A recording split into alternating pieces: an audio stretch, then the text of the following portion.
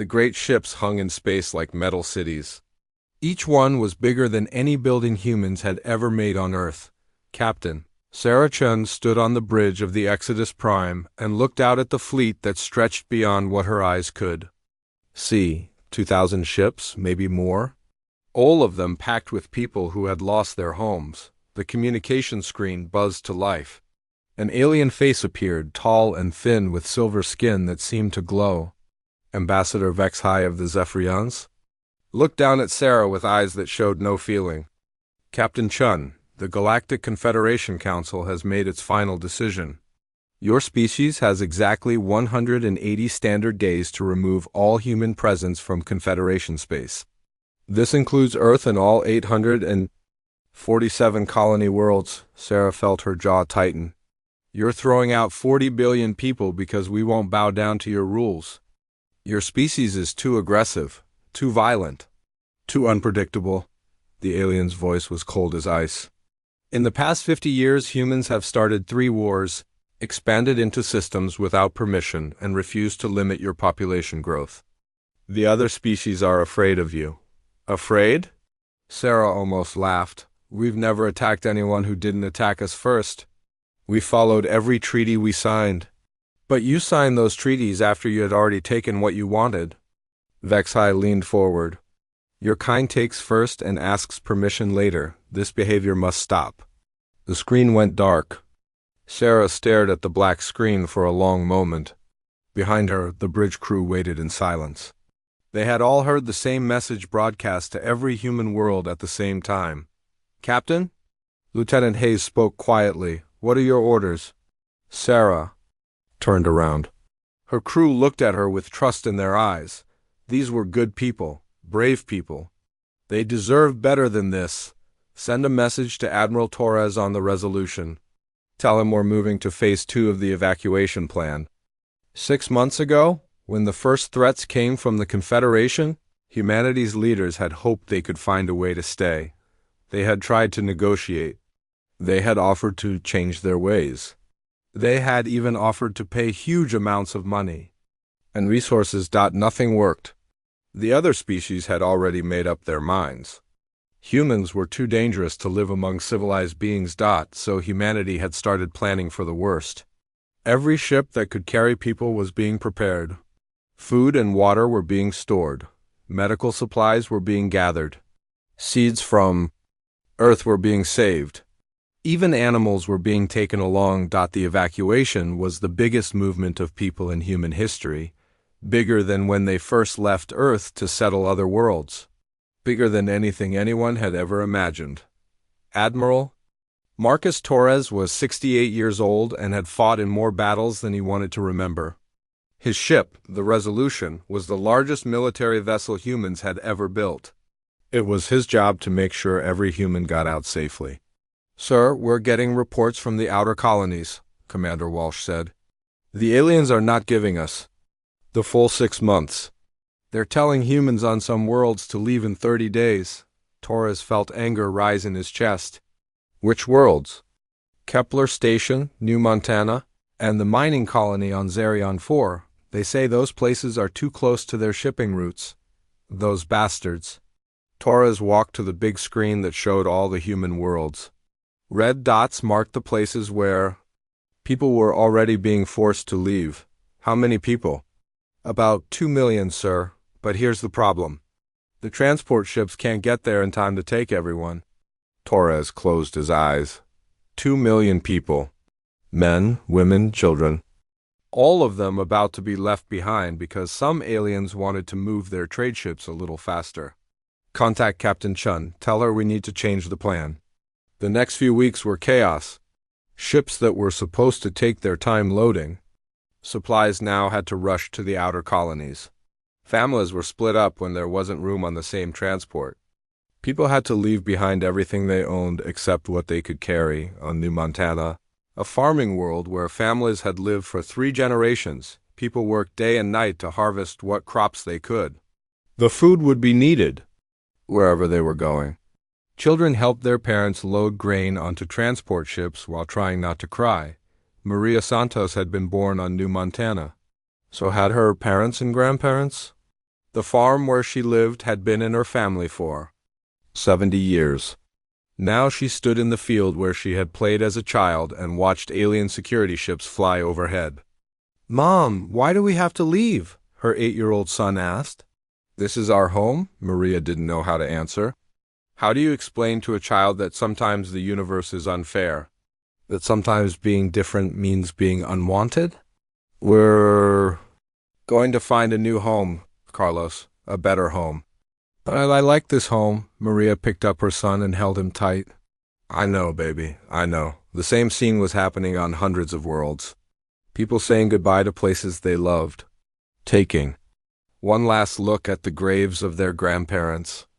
Trying to decide which family photos to take and which to leave behind. Captain Chun received reports from all over human space. The evacuation was working, but barely. Ships were being loaded beyond their safe capacity. Food supplies were running low on some transports. Medical facilities were overwhelmed, and still no one knew where they were going. The Galactic Confederation had been very clear about one thing. Humans could not settle in any system claimed by another species.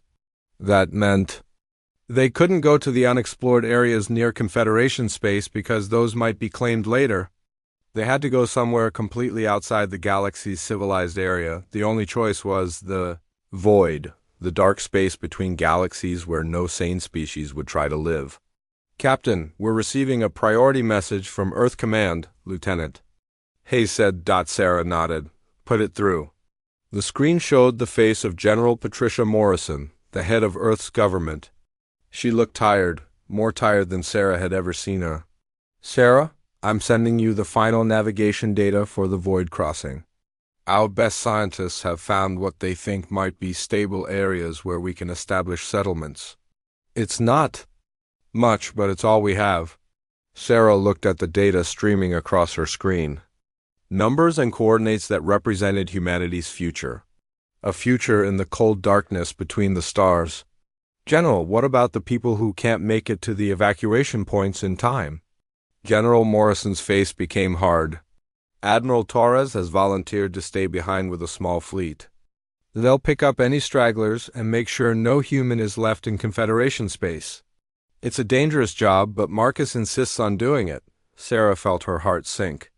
Admiral Torres was like a father to many officers in the fleet. The idea of leaving him behind felt wrong. "Ma'am, request permission to delay the main fleet departure. We can wait for the Admiral." "Negative, Captain. If the main fleet doesn't leave on schedule, the Confederation has threatened to use force to remove us. We can't risk the lives of 2 billion people for the few thousand that Torres might save." Sarah understood, but that didn't make it hurt. The final days before departure were the hardest. Humans all across the galaxy said goodbye to everything they had ever known. Earth's sky was dark with ships taking off for the last time. The moon bases were abandoned. The space stations that had protected humanity for centuries were left empty on the last day. Admiral Torres stood on the bridge of the Resolution and watched the main fleet begin its journey into the void, thousands of ships moving together, like a river of lights flowing toward the edge of known space. "Sir, all evacuation ships report ready for departure," his aide said. Torres nodded. His small fleet of 50 ships would stay behind for one more month, searching for any humans who had been missed. It was dangerous work. The Confederation had made it clear that any human ships found after the deadline would be destroyed, but Torres didn't care about the danger. He had sworn an oath to protect human lives, and he would keep that oath until his last breath. "Take us to the outer rim. Let's go find our people." As the Resolution and its escort ships moved away from the main fleet, Torres looked back one more time at the galaxy where humanity had lived for almost 300 years. Somewhere in that collection of stars was Earth, the world where it all began. "Goodbye, old friend," he whispered to the darkness. Meanwhile, Captain Chun stood on the bridge of the Exodus Prime and watched the stars change as the fleet entered hyperspace. They were heading for a place no human had ever been. A place where the normal rules of physics might not work. A place where they might all die, but they were going there together. All of humanity, united by the simple fact that they had been cast out by those who feared them. Sarah thought about the alien ambassador's words. Too aggressive, too violent, too unpredictable. Maybe they were right. Maybe humans were different from the other species in the galaxy. Maybe they were more willing to fight, more willing to take risks, more willing to push forward when others would give up. If that was what made them unwanted in civilized space, then maybe civilized space wasn't ready for what humanity could become. The fleet flew on into the darkness, carrying the hopes and dreams of an entire species toward an uncertain future among the stars. 3 years had passed since the Great Exodus began. The human fleet had traveled farther from home than any human had ever gone before. They were now in the void, the empty space between galaxies where no light reached and strange things happened. Dr. Elena Vasquez floated in the zero-gravity laboratory aboard the research ship Discovery. Around her, screens showed readings that should have been impossible. The radiation levels outside their ships were high enough to kill a person in minutes. The space itself seemed to twist and bend in ways that hurt to think about, but somehow, humans were still alive. "Elena, you need to see this," her assistant Dr. Kim called from across the lab. "The children from Deck 7 are showing the results again." Elena pushed off from the wall and floated over to Kim's workstation. On the screen were brain scans of human children who had been born during the journey into the void.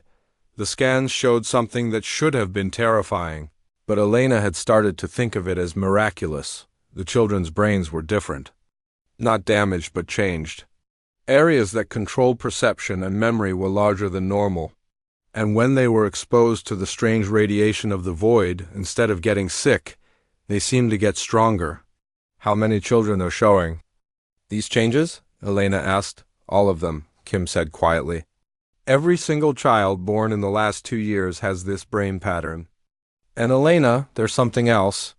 They're starting to talk about things they shouldn't know." Elena felt a chill run down her spine. "What kind of things?" "Yesterday, a 5-year-old girl named Amy told her mother that the ship's navigation computer was making a mistake. She said the space ahead of them was angry and they needed to go around it. The captain thought it was just a child's imagination, but he ran a deep scan anyway." Kim brought up another screen. It showed a map of the space ahead of their fleet. In the center was a dark area that looked empty, but the deep scans revealed something else. It was a gravity well so strong it could have torn their ships apart. "The child was right," Elena whispered. But how could she possibly know that? Over the past 3 years, humanity had learned that the void was not really empty. It was full of things that existed in ways normal science couldn't explain. There were creatures made of pure energy that could pass through solid matter. There were areas where time moved differently, where a person could age 10 years in 10 minutes. There were storms of exotic matter that could turn a spaceship inside out. Any other species would have died within weeks of entering the void. The Galactic Confederation had banished humanity here because they thought it was a death sentence. Instead, humans had adapted. Captain Chun now commanded the settlement ship New Earth, the largest vessel in the fleet. It had been built from parts of 10 other ships, welded together in the darkness of the void. Inside its metal halls, 300,000 people lived and worked, building a new kind of civilization. "Captain, we're getting another report from the mining ships," Commander Hayes said. He had been promoted when the original Commander Hayes died in an accident with void radiation. It happened sometimes. The void was dangerous, even for humans. "What kind of report?" Sean asked. "They found something. A type of matter that doesn't exist in normal space. The engineers think they can use it to improve our engines." Chun looked at the data on her screen. The mining teams had been exploring asteroids in the void, looking for materials to keep the fleet running. Most of what they found was normal rock and metal, but sometimes they discovered things that made no sense. This new matter seemed to exist in several places at the same time. When the engineers tried to study it, their instruments showed readings that contradicted each other.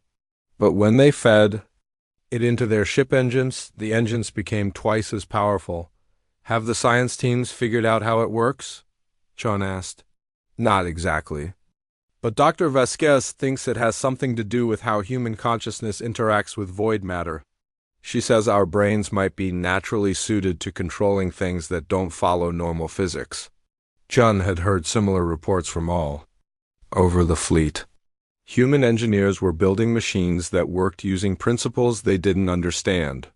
Human pilots were flying ships through areas of space that should have been impossible to navigate. Human children were developing abilities that seemed almost magical. The aliens in the Galactic Confederation had called humans unpredictable. They had no idea how right they were.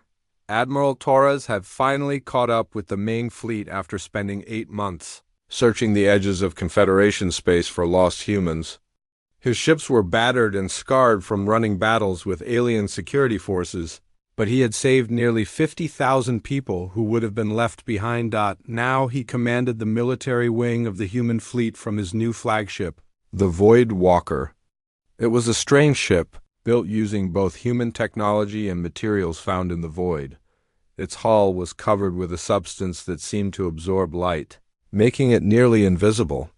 Its weapons could fire beams of energy that passed through normal matter but destroyed anything made of void materials. "Admiral, we're detecting movement in Sector 7, his tactical officer reported. "It looks like one of the creatures." Torres looked at the main screen. In the distance, something was moving through space. It was huge, maybe the size of a small moon, and it seemed to be made of swirling energy. The humans had encountered these creatures before. They called them void swimmers. Most species would have tried to hide from such a creature or run away. But humans had learned something important about the void swimmers. They were not really hostile, they were just curious. "Open a channel to Dr. Vasquez," Torres ordered. "Tell her we have another visitor." Elena had become humanity's expert on void creatures. She had studied them for 3 years, trying to understand how they lived in this strange space. What she had discovered was that the creatures were not really alive in the way humans understood life. They were patterns of energy and thought that existed in the spaces between normal matter, and for some reason they were fascinated by humans. "Admiral, I'm reading the creature's energy pattern," Elena said over the communication link. "It's one we've encountered before. I call it Swimmer 7. It seems to be attracted to our children." This was not as scary as it sounded. The void swimmers had never hurt a human. Instead, they seemed to want to communicate. Children who had been exposed to void radiation could sometimes sense what the creatures were thinking. It was like having a conversation without words. "Should we make contact?" Torres asked. "Yes, but carefully. I'll need to bring some of the children to the observation deck."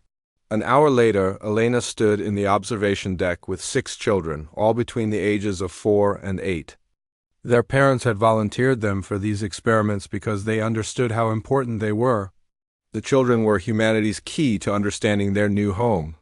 Amy Rodriguez was the girl who had warned about the gravity well. She was 5 years old and had been born during the journey into the void. Her eyes were a strange shade of blue that seemed to change color depending on the light. When she looked at the void swimmer through the transparent wall, she smiled. "It's happy to see us," Amy said. "It wants to show us something." "What kind of something?" Elena asked. Amy closed her eyes and concentrated. The other children did the same. Elena watched the instruments as the children's brain activity changed. They were somehow connecting with the creature across empty space. "It says there are bad things coming," 6-year-old Marcus said. His voice was distant, like he was talking in his sleep. "Things that eat everything. They sleep in the center of the big spiral, but they're starting to wake up." Elena felt her blood turn cold. The big spiral was how the children referred to the galaxy they had left behind. The galaxy where the Galactic Confederation still lived, thinking they were safe. "When?" Elena asked. "When are these bad things going to wake up?" "Soon," Amy said. "Maybe 1 year?" "The swimmer doesn't understand time the way we do." Elena immediately contacted Captain Chun and Admiral Torres. Within hours, every senior officer in the fleet was discussing what the children had learned. Some people thought it was just imagination. Others believed the children were really communicating with alien intelligence, but Elena had a different theory. She thought the void swimmers existed partially outside of normal time. They could see things that had already happened and things that were going to happen. If they were warning about something dangerous, humanity needed to take it seriously.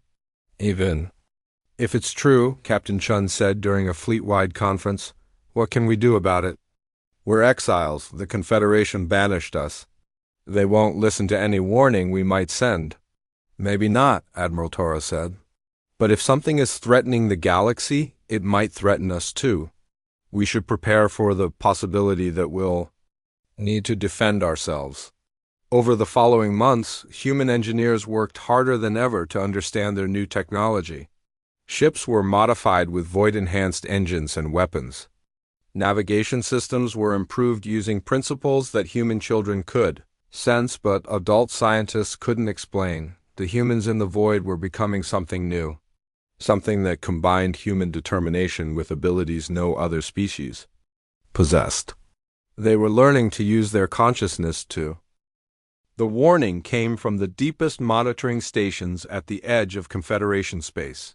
Scientists who had been watching the Galactic Center for decades suddenly saw their instruments go crazy with readings they had never seen before. Ambassador Vexhai of the Zephyrians stood in the emergency council chamber on the capital world of Nexus Prime. Around the circular table sat representatives from all 13 member species of the Galactic Confederation. Their faces showed fear that none of them wanted to admit. The energy signature is unlike anything in our databases, the chief scientist reported. Her voice shook as she spoke. Something massive is emerging from the black hole at our galaxy's center. Our best estimates suggest it's larger than a star system. The holographic display in the center of the room showed a three-dimensional map of their galaxy. At the very center, where the great black hole had sat quietly for millions of years, something was moving. The sensors showed a structure so huge that it defied understanding. What kind of structure? Asked Representative Kethfer, whose blue skin had turned pale with worry. We're not sure it's a structure at all, the scientist replied. It appears to be mechanical, but it's made from materials that shouldn't exist.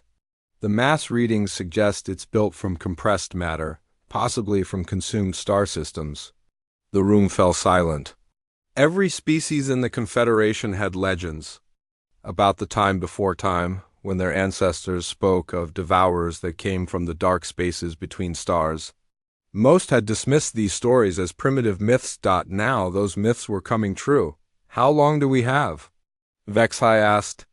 The object is moving toward the outer spiral arms at approximately 1% light speed. If it continues on its current path, it will reach the first inhabited systems in 18 standard months. On the other side of the table, Representative Thizes of the Korn Empire leaned forward. His people were warriors, but even he looked shaken. What are our military options? Fleet Admiral Zirin, the Confederation's highest military commander, activated his own display. It showed the combined might of all 13 species, over 10,000 battleships, 50,000 support vessels and weapons that could destroy planets. We ran preliminary simulations, Zirin said. Our most powerful weapons barely register against the object's hull composition. The structure appears to be self-repairing and is showing signs of expansion as it moves. Expansion? Kethver's voice cracked. It's consuming debris and matter in its path and incorporating it into its own structure.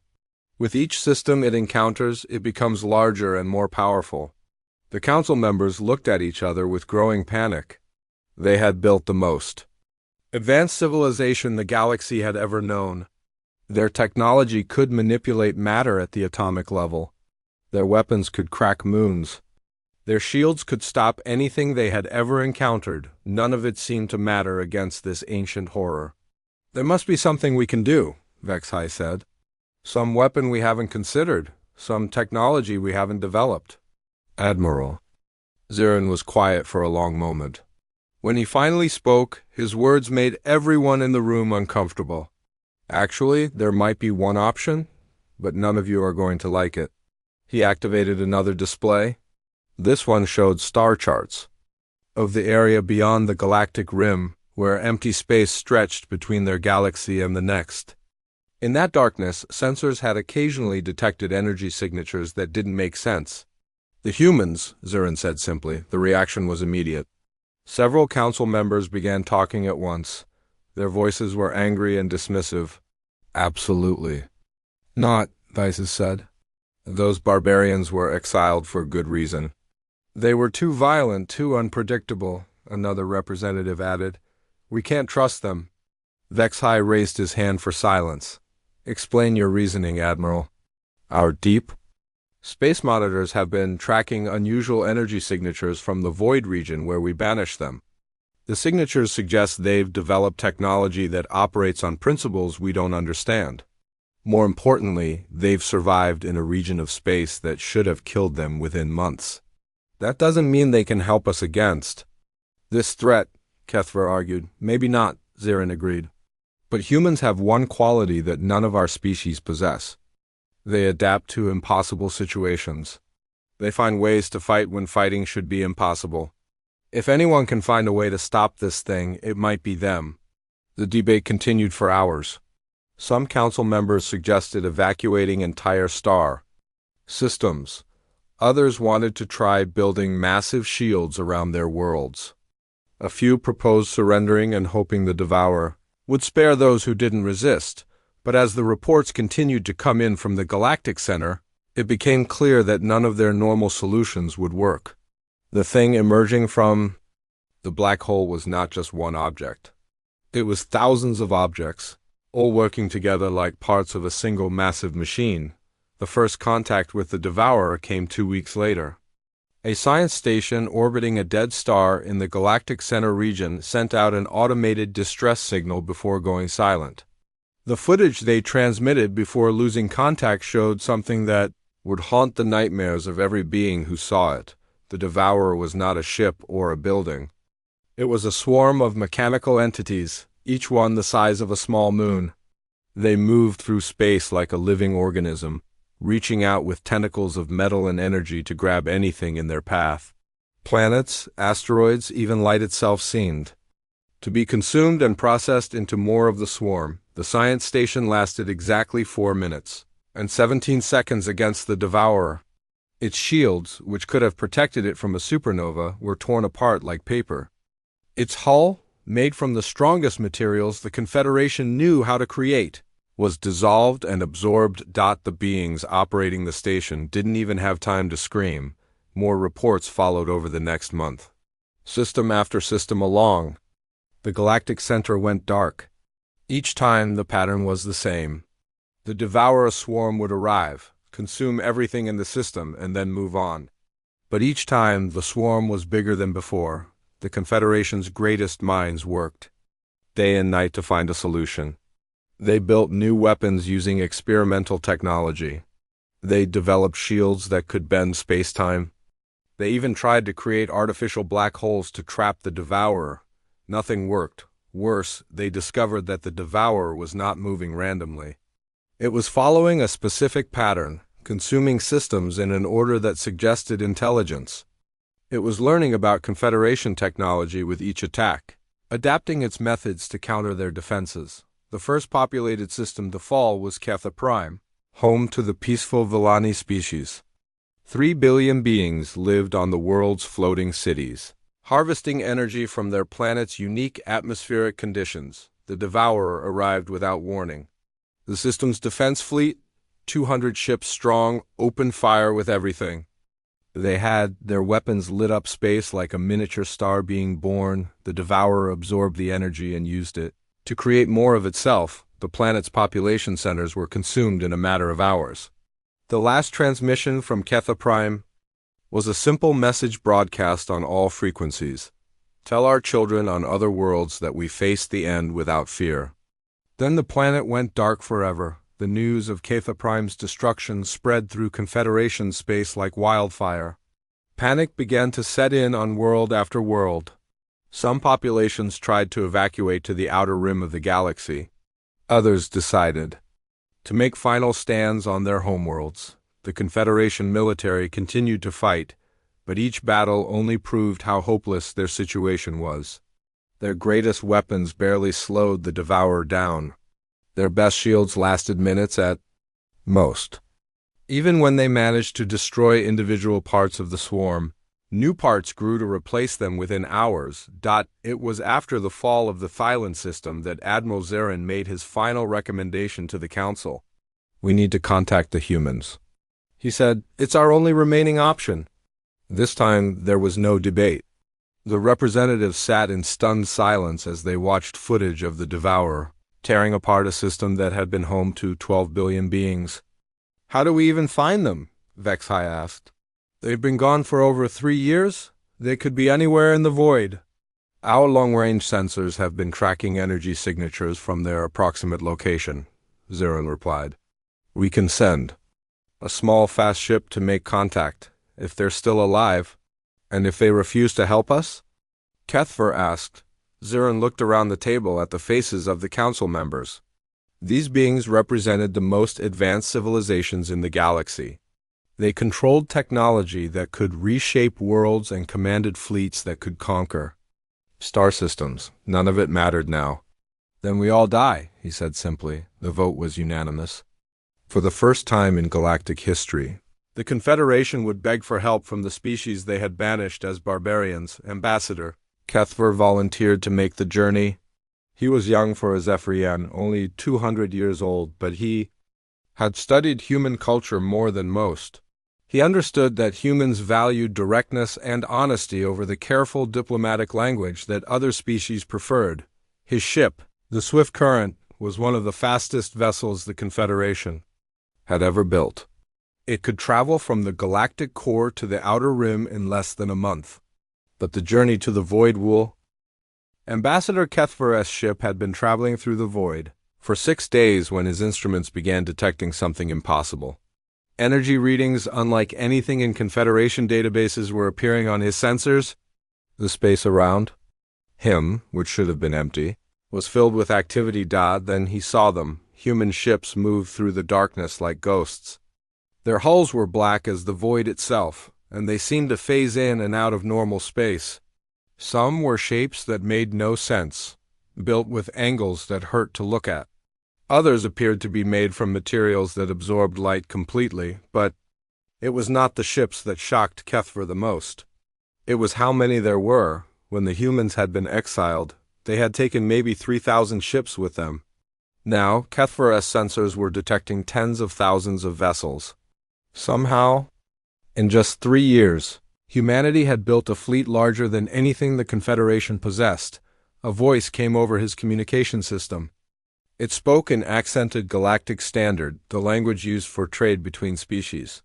"Unknown vessel, you have entered human space. State your identity and purpose." Kethver activated his transmitter. "This is Ambassador Kethver of the Zephyrian Republic, representing the Galactic Confederation.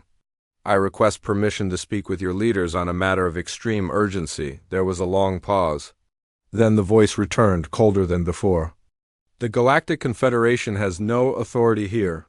However, Admiral Torres has agreed to meet with you. Follow the escort ships and do not deviate from the prescribed course." 6 human ships appeared around Kethver's vessel. They moved in perfect formation, but something about them felt wrong. Their engines produced no visible exhaust, and they seemed to bend space around themselves. Kethver's instruments couldn't get accurate readings on their size or composition. The journey to the human fleet took 2 hours. As they traveled deeper into human space, Kethver saw sights that would have been impossible anywhere else in the galaxy. Massive structures floated in the void, built from materials that shouldn't exist. Some looked like cities with millions of lights shining from their surfaces. Others were clearly industrial facilities, harvesting energy from the exotic matter of the void itself. And everywhere there were ships. Human vessels of every size and design, from small fighters to massive carriers that dwarfed anything the Confederation had ever built. Many of them were moving in ways that violated the basic laws of physics. Finally, they arrived at the flagship of the human fleet. It was called the New Sparta, and it was the size of a small moon. Its surface was covered with weapon arrays, docking bays, and structures that served purposes Kethver couldn't guess. As his ship was guided into a docking bay, Kethver tried to prepare himself for what he was about to face. The last time anyone from the Confederation had spoken to human leaders, it had been to banish them from civilized space. Now he was here to beg for their help. The docking bay was huge, filled with ships that combined human engineering with technologies that seemed to come from the void itself. Human technicians worked on vessels that phased in and out of visibility. Children played games that involved floating objects with their minds. Admiral Torres was waiting for him at the airlock. The man was older than Kethver remembered from the files, with gray hair and lines on his face that spoke of years spent in impossible places. But his eyes were sharp, and when he looked at Kethver, the ambassador felt like he was being measured. "Ambassador," Torres said, his voice was polite but cold. "It's been a long time since anyone from the Confederation has visited us. To what do we owe this unexpected pleasure?" Kethver tried to find the right words. "How do you tell someone that the galaxy they were banished from is dying? How do you ask for help from people you called barbarians?" "Admiral Torres, I bring urgent news from the Confederation. Our galaxy is under attack by an ancient enemy. Our combined fleets are no match for this threat. We need your help." Torres raised an eyebrow. "Our help? I seem to remember the Confederation deciding that humans were too dangerous to be allowed in civilized space. What changed? The enemy we face is beyond anything we've ever encountered. It calls itself the Devourer, and it's consuming entire star systems. Billions of beings have already died. Our military forces can barely slow it down." Torres was quiet for a moment. Then he gestured for Kethver to follow him. They walked through corridors that were filled with impossible sights. Human children ran past them, laughing as they chased balls of light that moved through solid walls. Engineers worked on machines that seemed to operate using willpower as much as technology. In one room, Kethver saw humans meditating in zero gravity while exotic matter swirled around them like living smoke. "Tell me about this Devourer," Torres said as they walked. Kethver shared everything the Confederation knew. The emergence from the galactic center, the destruction of entire systems, the complete failure of their most advanced weapons. As he spoke, Torres listened without expression. They arrived at a vast observation deck that looked out into the void. In the distance, Kethver could see other human settlements.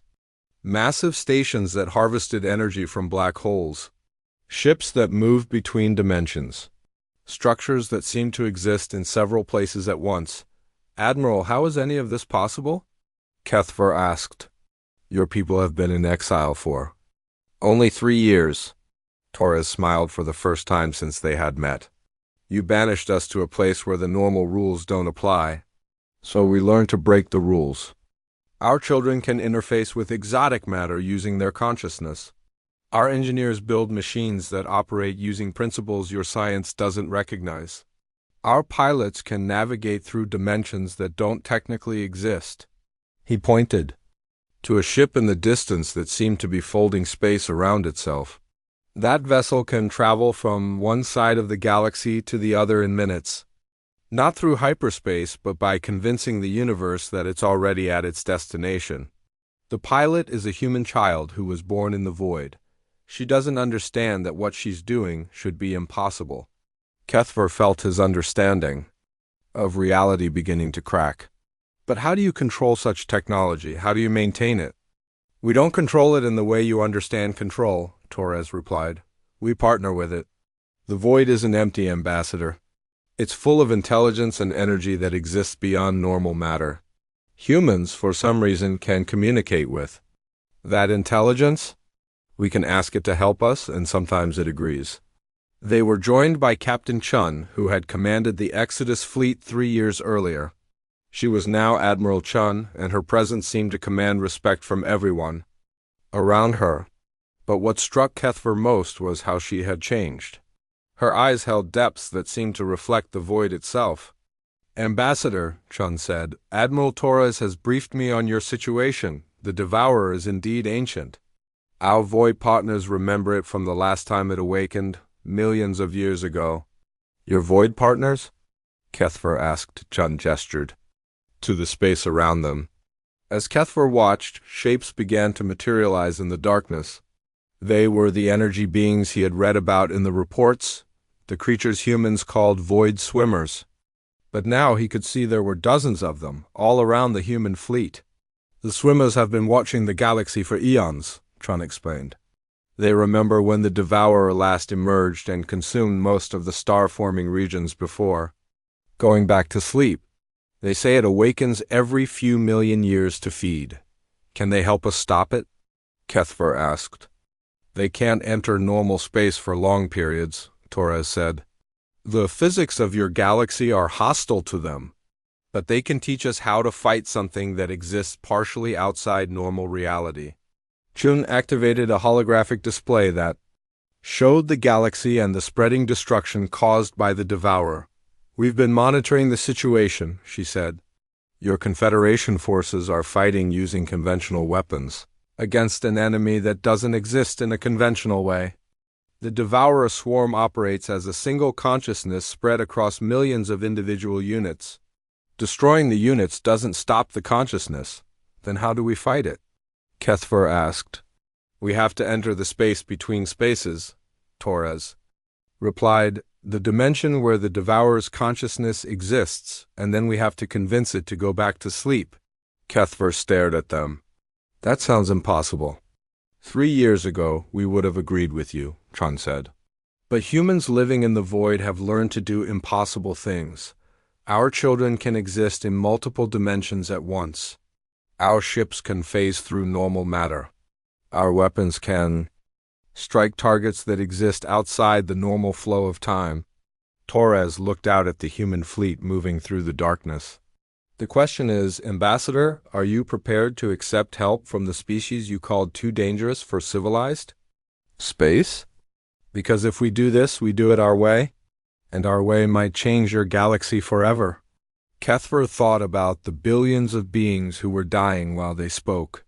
He thought about the Confederation's proud civilizations being consumed by an enemy they couldn't understand. He thought about the children who would never grow up if the Devourer continued its advance. What are your terms? He asked. Full Confederation membership for humanity, Chun said immediately. Recognition of our territorial claims in the void, reparations for the combined fleet was the largest gathering of ships in galactic history. Human vessels moved alongside Confederation battleships, their black hulls contrasting with the bright metal of alien designs. But even with thousands of ships working together, everyone knew this battle would be different from anything that had come before. Admiral Chun stood on the bridge of her flagship, the Void Walker watching the tactical displays. The Devourer had consumed 47 star systems and was moving toward the core worlds of the Confederation. Intelligence reports suggested it would reach the heavily populated Nexus sector within 2 weeks. They had to stop it here, at the Kelani system, or billions more would die. Admiral, the Confederation fleet reports ready, Commander Hayes said. Admiral Zarin is requesting final battle coordinates. Chun looked at the holographic display showing both fleets. The Confederation ships were arranged in traditional battle formations, their weapons powered and shields raised. They looked impressive, but Chen knew they would be nearly useless against what they were about to face. The human ships were spread throughout the area in patterns that seemed random but followed rules that existed in the spaces between dimensions. Some vessels were only partially visible, existing in multiple realities at once. Others flickered in and out of normal space like ghosts. Tell Admiral Zarin to keep his ships at maximum range, Qin ordered. When the fighting starts, conventional weapons will only make the Devourer stronger. On the other side of the fleet, Dr. Elena Vasquez worked frantically in her laboratory aboard the research vessel Discovery. Around her, human children who had been born in the void prepared for their most important task. These children, now calling themselves the Void Touched, would be the key to victory or defeat. 8-year-old Amy Rodriguez sat in a meditation chair. her eyes closed and her mind reaching out into dimensions that normal humans couldn't perceive. Around her, 12 other children did the same. Their brain patterns were synchronized, creating a collective consciousness that could interface with the Devourer's alien intelligence. Amy, can you sense it yet? Elena asked. The girl nodded slowly. It's so big, Dr. Vasquez, it's like trying to talk to a star. And it's hungry, so very hungry. What does it want? Everything, Amy whispered. It wants to eat all the light, all the matter, all the life. It thinks the galaxy is just food that grew while it was sleeping. Elena felt a chill run down her spine. The Devourer wasn't evil in any way humans could understand. It was simply following its nature like a force of physics made manifest. The first contact came 3 hours later. Long-range sensors detected the Devourer swarm emerging from hyperspace at the edge of the Kelani system. What they saw made even experienced military officers stare in shock. The enemy wasn't a single, massive ship or even a fleet of ships. It was a cloud of mechanical entities that stretched across millions of kilometers. Individual units ranged in size from small fighters to objects larger than moons. They moved together like a living organism, flowing through space with purpose and intelligence. All ships, this is Admiral Chun, she broadcast to the combined fleet. Remember, our goal is not to destroy the Devourer. Our goal is to make contact with its consciousness and convince it to return to dormancy. Confederation. Vessels will provide cover while human ships attempt to breach the dimensional barrier. Admiral Zirin, commanding the Confederation forces, opened a communication channel. Admiral Chun, my fleet stands ready. But are you certain your plan will work? No, Chun replied honestly, but it's the only plan we have. The Devourer swarm had noticed the waiting fleets and was changing course to intercept them. As it approached, space itself began to distort around it. Stars visible behind the swarm flickered and dimmed. Reality seemed to bend in ways that hurt to observe. Beginning Phase 1, Chun announced, all human vessels enter void state. Across the human fleet, ships began to phase out of normal space. Their hulls became translucent, then transparent, then invisible. To outside observers, it looked like half the fleet had simply vanished, but they hadn't vanished. They had entered the space between spaces, the dimension where the Devourer's consciousness existed. In this realm, the normal rules of physics didn't apply. Ships could exist in multiple locations at once. Weapons could strike targets that were light years away, and human minds, adapted to the void, could function in ways that would drive other species insane. The Confederation fleet opened fire first. Thousands of energy beams and projectiles struck the leading edge of the Devourer swarm. For a moment, it looked like they might be having an effect. Several of the smaller mechanical units were destroyed. Their matter scattered into space. Then the swarm absorbed the energy from the weapons and used it to create more of itself. The destroyed units were replaced within minutes, and the Devourer continued its advance. Confederation forces, cease fire, Chun ordered. You're only making it stronger. In the void dimension, the human fleet was beginning its real attack. Ships that existed outside normal space-fired weapons made from exotic matter. These weapons didn't destroy the Devourer's physical form. Instead, they struck at the consciousness that controlled the swarm. Amy Rodriguez and the other void touched. Children were at the center of the assault. Their minds, linked together and enhanced by void technology, reached out across dimensions to make contact with the ancient intelligence. What they found was beyond anything they had imagined. The Devourer's consciousness was vast, older than most stars, and completely alien. It thought in patterns that spanned millions of years. To it, the current galaxy was just the latest in a series of feeding cycles that had lasted since the universe was young. It doesn't understand that we're alive, Amy reported, her voice strained from the mental effort. To it, we're just complex patterns in the matter it's consuming. It doesn't realize we can think. Can you make it understand? Elena asked. I'm trying, but it's so different from us. Its thoughts move so slowly. It's like trying to have a conversation with a mountain. The battle in normal space was going badly. Even without firing their weapons, the Confederation ships were being overwhelmed. The Devourer swarm had reached their position and was beginning to consume them. Massive mechanical tendrils reached out to grab vessels, dissolving their hulls and absorbing their matter. Admiral Zirin's flagship was caught by one of these tendrils. "All hands, abandon ship," he broadcast as his vessel was torn apart around him. "It's been an honor serving with you." But then something impossible happened. Human ships phased back into normal space directly inside the Devourer swarm. Their weapons, charged with void energy, began destroying the mechanical units faster than they could regenerate. "Phase 2, Chun announced. All human vessels, target the consciousness nodes." The void-touched children had identified specific units within the swarm that served as connection points for the Devourer's distributed intelligence. These nodes were harder to detect and heavily defended, but destroying them would disrupt the entity's ability to coordinate its actions. Human ships fought their way through the swarm using tactics that defied understanding. They moved through solid matter, appeared in multiple locations simultaneously, and fired weapons that existed in several dimensions at once. The Devourer, for the first time in its existence, found itself facing an enemy it couldn't easily consume, but the cost was terrible. Human ships were being destroyed by the dozens. Brave pilots sacrificed themselves to clear paths for their comrades.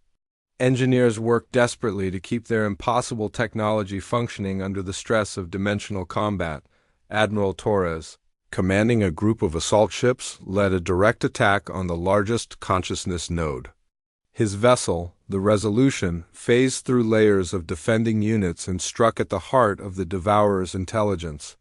"This is for every human who died in exile," he said as his ship's weapons tore through the node's defenses. The destruction of the major consciousness node sent shockwaves through the entire swarm. For the first time, the Devourer's coordinated movement faltered. Individual units began acting independently, some attacking each other in confusion. In the void dimension, Amy and the other children felt the change immediately. "It's working," Amy said. "The Devourer is starting to listen. It's beginning to understand that we're not just food." "What is it saying?" Elena asked. Amy was quiet for a long moment, her face strained with concentration. "It's confused. It says this has never happened before. Other species have fought it, but none have ever been able to touch its consciousness directly." The battle continued for 18 more hours. Human ships fought with desperate courage, using every advantage their void-enhanced technology provided. The Confederation fleet, what remained of it, provided support from long range. Slowly, painfully, the human forces carved their way deeper into the Devourer swarm. Each consciousness node they destroyed weakened the entity's control over its physical form. Each successful strike made the ancient intelligence more aware of what it was truly facing. Finally, Admiral Chun made the decision that would end the war. "All ships, execute final protocol," she broadcast. "Convergence on my position." Every remaining human vessel began moving toward Chun's flagship. As they traveled, they continued to phase in and out of normal space.